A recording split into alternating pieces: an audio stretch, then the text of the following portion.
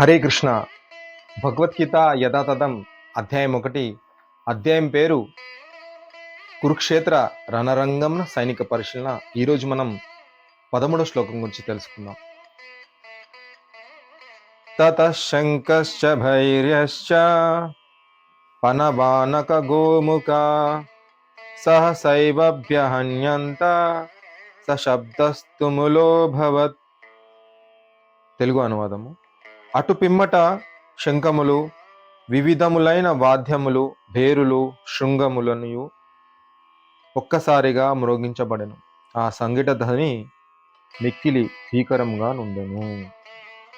గత శ్లోకంలో మనం చూసాము, సేనాధిపతి భీష్మ పితామహుడు తన అహంకారి అధర్మపరుడైన దుర్యోధనుని చూసి వీడు యుద్ధంలో ఓడిపోతానని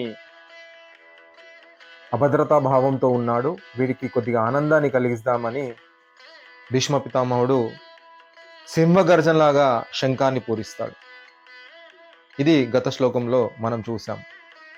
అధర్మపరుడు దుర్యోధనుడు ఇంకా భవిష్యత్తులో కొన్ని రోజులే ఆనందంగా ఉండగలుగుతాడు, వీడికి కొద్దిగా ఆనందాన్ని ఉత్సాహాన్ని కలిగించడం కోసం భీష్మ పితామహుడు శంఖనాదం చేస్తాడు. సేనాధిపతి శంఖనాదాన్ని పూరించిన తర్వాత కౌరవుల సైన్యం అంతా కూడా వారి వారి శంఖాలను మరియు సంగీత వాద్యాలని అందరూ ఒక్కసారిగా మ్రోగించారు. శబ్దం, ధ్వని, సంగీతం వీటితో ఆ యుద్ధ స్థలం మొత్తం కూడా భయంకరమైన పరిస్థితిలోకి మారిపోయింది. ఈ శ్లోకం మనకు ముఖ్యంగా 2 విషయాలని గుర్తు చేస్తుంది. మొదటిది శంఖం. శంఖానికి మన యొక్క సనాతన ధర్మంలో ప్రత్యేకమైన స్థానం ఉంది. శంఖనాదం ధర్మానికి ప్రతీక. శంఖం మహావిష్ణు యొక్క సంగీత వాయిద్యం. శంఖనాదం వల్ల దుష్టశక్తుల ప్రభావం తగ్గి మనలో పవిత్రమైన భావాలు పెరుగుతాయి. మందిరాలలో హారతికి పూజకి ముందు శంఖనాదం చేస్తారు, ఎందుకంటే అక్కడ పరిస్థితులన్నీ పవిత్రంగా మారడం కోసం. మనం చూస్తుంటాము, శంఖం ద్వారానే అర్చక విగ్రహాలకి పాలు, నీళ్లు, పళ్ళరసాలతో అభిషేకాలు చేస్తుంటారు. ఇది మన సనాతన ధర్మంలో మన శంఖానికి ఉన్న ప్రత్యేకత. ఇంకా రెండవది సంగీత వాయిద్యాలు. సంగీతం యొక్క పునాది సప్త స్వరాలు. వీటిని సరి గమ పద నిస అంటారు. మనం వినే శబ్దం, సంగీతం, భజన, కీర్తన మరియు ఇంకేదైనా వస్తువు ద్వారా వచ్చే శబ్దం ఈ సప్త స్వరాల కలయిక ద్వారానే ఏర్పడతాయి. సప్త స్వరాలను భగవంతుడు సృష్టించకపోతే ఎలా ఉండేదో ఆలోచించండి. అంతా నిశ్శబ్దంగా ఉండేది. మనం ఏదైనా సినిమాలో యుద్ధ సన్నివేశం చూస్తున్నప్పుడు అందులో ఎన్నో శబ్దాలు వస్తుంటాయి, అది చూస్తూ మనం ఆనందపడుతుంటాం. కానీ అది మ్యూట్లోకి వెళ్ళిపోతే ఆనందించగలుగుతామా? అంతా నిశ్శబ్దంగా ఉంటుంది. అదేవిధంగా ఈ సృష్టిలో ఆ సంగీతం, ఆ శబ్దం లేకపోతే మనం ఎలా ఉంటాం? అంతా నిశ్శబ్దంగా ఉంటుంది. మన శాస్త్రాల ప్రకారం జగత్తు మొత్తం కూడా శబ్దంతో నిండి ఉంది. వేదాలలో సంగీతం గురించి ప్రత్యేకంగా వర్ణించబడింది. వేద మంత్రాలను కూడా స్వరాలతో గానం చేస్తారు. ముఖ్యంగా సప్త స్వరాలు భగవంతుడి యొక్క సేవలో ఆవిర్భవించాయి. కేవలం సప్త స్వరాలు మాత్రమే కాదు, సృష్టిలో ఉన్న ప్రతి వస్తువు మనతో సహా భగవంతుడి సేవ కోసం సృష్టించబడ్డాం. స్వరాల ద్వారా ఈ సంగీతాన్ని సృష్టించి ఆ సంగీతాన్ని భగవంతుడి సేవలో భజన, కీర్తన ద్వారా భగవంతుని ప్రసన్నం చేసుకోవాలి. నారద మహర్షి వంటి వారు వీణను వాయించి నారాయణ నారాయణ అంటూ మహావిష్ణువుని స్మరించుకుంటూ అందరిలో భక్తిని వ్యాపింపజేశారు. అన్నమయ్య, త్యాగరాజు, రామదాసు ఇలాంటి అనేక మంది భాగవతులు వారి యొక్క కీర్తనల ద్వారా ఇప్పటికీ మన లోపల భగవంతుడి పైన భక్తిని కలగజేస్తున్నాయి. శాస్త్రీయ సంగీతం వినడం వల్ల మానసిక ఆందోళన తగ్గుతుంది, మనసు ప్రశాంతంగా ఉంటుంది, మెదడు చురుగ్గా పనిచేస్తుంది, గుండె స్పందన స్థిరంగా ఉంటుంది, దైవం పట్ల ఆకర్షణ కలుగుతుంది. కానీ ఈ కాలంలో సప్త స్వరాలతో కూడిన సంగీతం యొక్క వినియోగం ఆత్మ ఉన్నతి కోసం కాకుండా కేవలం శరీర సుఖం కోసమే ఉపయోగిస్తున్నారు.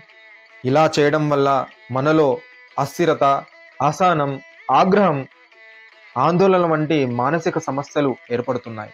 సమాజంలో కొద్దిగా ప్రశాంతంగా ఆలోచించే శక్తిని కోల్పోతున్నాం. అసభ్యకరమైన సంగీతం కారణంగా చిన్న వయసులో వారి మెదడులో చెడు ప్రభావం పెరుగుతుంది. డీజే లాంటి పాశ్చాత్య సంస్కృతి వల్ల మన యొక్క సంస్కృతి రోజురోజుకు తగ్గిపోతుంది. వినాయక, దుర్గా, నవరాత్రుల సమయంలో మండపాలలో సినిమా పాటలు వింటూ మన యొక్క సంస్కృతిని నాశనం చేస్తున్నాం. నిద్రలో అంతరాయం, మైగ్రేన్ వంటి సమస్యలు వస్తాయి. శక్తి తగ్గుతుంది, వినికి లోపాలు వస్తాయి. ఇంత అనర్థాలు కేవలం సంగీతాన్ని చెడుగా వాడడం వల్ల సంభవిస్తున్నాయి. సమాజంలో సంగీతం పట్ల మంచి గౌరవం, మార్పు రావాలంటే భగవంతుడిపై భక్తిని పెంచే సంగీతాన్ని ప్రోత్సహించాలి. శాస్త్రీయ సంగీతానికి మద్దతు ఇవ్వాలి. నామము, సంకీర్తన, భక్తి గీతాలు, భజనల పట్ల ప్రాధాన్యత ఇవ్వాలి. చిన్న వయసు నుండే సప్త స్వరాల యొక్క ప్రాముఖ్యత గురించి అవగాహన కలిగించాలి. భాగవతము, భగవద్గీత, రామాయణంలోని శ్లోకాలని సప్త స్వరాల యొక్క మేళవింపుతో గానం చేయడం నేర్చుకోవాలి. సప్త స్వరాలు ఆధ్యాత్మిక ధ్వనులు. వాటిని వక్రీకరించడం అంటే భగవంతుణ్ణి అపహాస్యం చేయడం. మనము శ్రద్ధగా భక్తితో సంగీతాన్ని వింటే మన మనసుని శుద్ధి చేస్తుంది మరియు సమాజాన్ని సంస్కరిస్తుంది.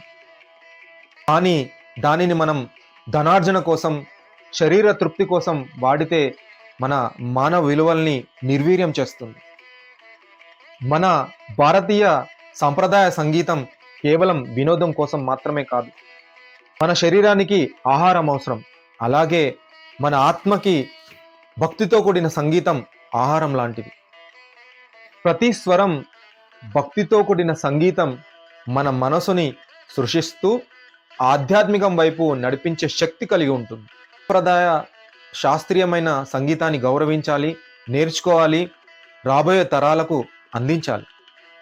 ఈ శ్లోకంలో సంగీత వాయిద్యాల శబ్దం, శంఖనాదం ధర్మానికే సహకరిస్తాయి, భగవంతుని యొక్క సేవ చేస్తాయి. కౌరవుల సైన్యం యుద్ధంలో గెలవడం కోసం, ఉత్సాహాన్ని పొందడం కోసం శంఖనాదాలు, సంగీత వాయిద్యాలు మ్రోగించినా పరోక్షంగా పాండవుల విజయాన్నే ఆకాంక్షిస్తున్నాయి. శంఖం, శంఖనాదం, సంగీత వాయిద్యాల యొక్క విశిష్టతను మరచిపోకుండా భావితరాలు గౌరవిస్తారు, ఆచరిస్తారని శ్రీకృష్ణ భగవాను ఈ శ్లోకంలో మనకు మార్గనిర్దేశం చేస్తున్నాడు. హరే కృష్ణ. శిల ప్రభుపాదకి జయ.